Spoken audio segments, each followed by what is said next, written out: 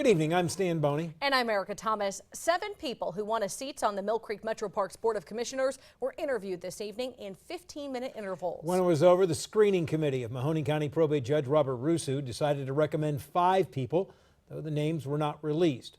I was at the Canfield Library for the interviews and talked afterwards with most of the candidates. It's our top story at 11.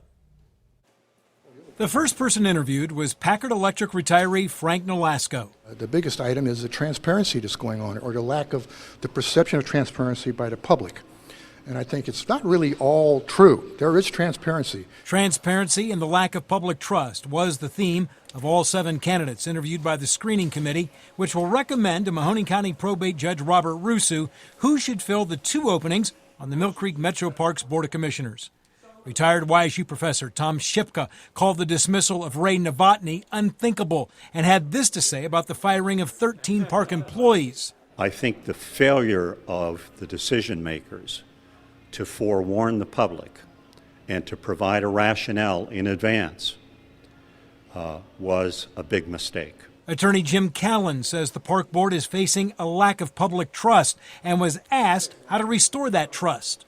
Essential part of it in this case is having an open, transparent conducting of the park business. According to those interviewed, no questions were asked about the future of the park's executive director, Aaron Young, who some want fired, though afterwards the issue of Aaron Young was brought up. The public would like to get rid of Aaron Young.